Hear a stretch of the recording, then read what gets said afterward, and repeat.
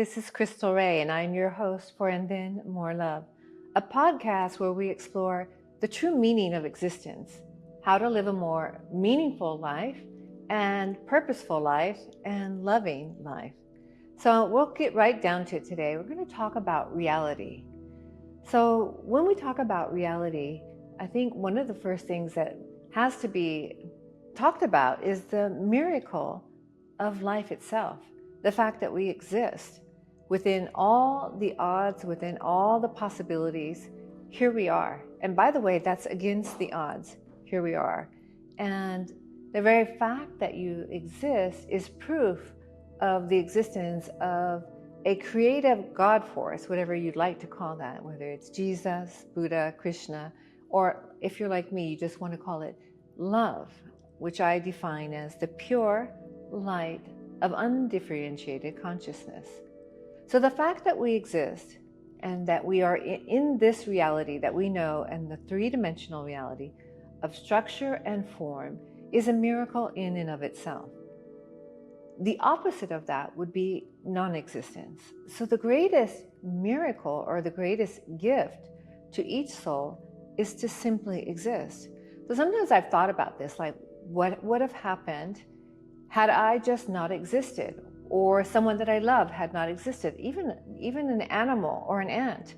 Like, what would have happened had that person, that thing, not existed? And the answer to that question is that the entirety of time and space and all universes, as we know them to be right now, would either be non-existent or completely different. That's how important each and every one of us are in the grand scheme of existence. So imagine this. In the beginning of time, there was this creative God force, this energy of pure love, absolute light, radiance, and it bursts into particles. And one of those particles is you, and one is me. And everything in the universe is born of these particles. And it is God bursting into particles, and I say God, but put in any word that you would like, creative God force, light, love, energy of existence, bursting into particles of light, of differentiation. I call it the singularity of multiplicity and diversity, to know itself, experience herself, himself more fully. And so many times we come into this world, we come consciously veiled from the truth of our existence, that we are that radiant expression, particle of the divine, like the wave on the ocean that doesn't know that it is part of something much greater than itself. And so we come in like a drop of water, not knowing that we too are the ocean of consciousness, or the aspect of God. So we come into the temporal world of form and matter for the joyous experience, the blissful experience of simply existing, as opposed to not existing. And here we are. And there is a grand purpose for that, because everything that exists is meant to exist, had to exist, is part of an essential part of the universe, part of essential and vital part of the divine God force, of the creative force of the universe. So there's no mistakes in the universe. And I know this can be really troubling when you think of some of the darker energies that exist on the planet, and that some might even call evil, cruel and unkind, plagues and savagery that goes on in our world, contrasting the love and kindness and joy. How could that be necessary?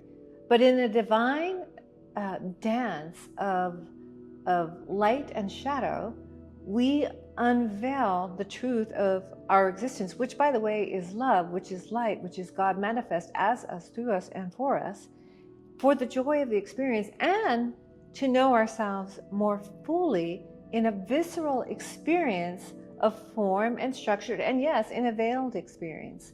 So we come here to this three-dimensional reality of form and matter that, by the way, it is on a subatomic level, is pure energy. So we might think of things as being form and structure, but everything is actually sound and light, a frequency, a vibration, a density.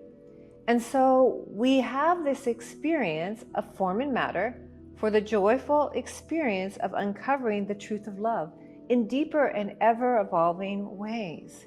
Just like a flower first is a seed, and then it becomes roots and a stem and leaves, and then budding, and then petals, and then blossoming, and then fragrance, so too we uncover the truth of who we are as we plant ourselves in the deep and warm earth of transformative earth of Mother Earth, and fertile soil, by the way, for the soul, where we can grow, where we can find our roots, where we can bud up towards the sky, reach for the light, and finally blossom into the truth, the absolute truth, and the magnificence of the possibilities of our soul in each and every incarnation and each and every experience. And by the way, we don't step in the same river twice.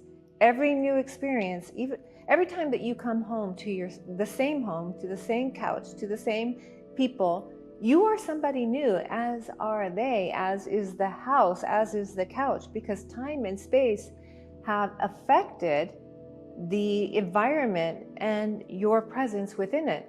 So everything is in a continual flux, moving in and out of existence. They've done studies where they see the observer effect, where if the observer is viewing, then things come into existence as a particle. But when the observer is not viewing, it turns into a wave. And the same is true of our existence. We exist because we see each other, we experience each other as particles rather than waves, for the experience of the experience, and to glorify the divine, and for the expansion of love as more love through the vehicle of our soul, our embodiment, our particular life, our particular incarnation. So it's really very exciting. So knowing all of this, then when we have this context of how amazing it is to be alive, what a wonderful gift and honor it is to exist as opposed to not exist, and to be sentient and to have free will, we come into this reality for the absolute joyful experience. And I know when there's sorrow and despair and heartache, that's hard to understand, but even that is part of our joy and our bliss as we make our way back to our inevitable end, by the way, which is back into the loving arms of the divine. No one will be left behind. No one will be forsaken, forgotten, or abandoned. We do get to choose the roads, though. We can take the long way home. We can go down the winding paths. We can even dive into the dark dungeons of hell if we choose to. But in the end, in a loving universe, with a benevolent creator, no one shall be left behind. We shall all be embraced in the unconditional love of our own creator.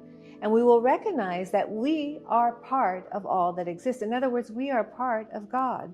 We are an essential part of the universe, just as the wave, again, is part of the ocean. And so when we come back to this truth, when our eyes are open to the truth, this is what people call enlightenment.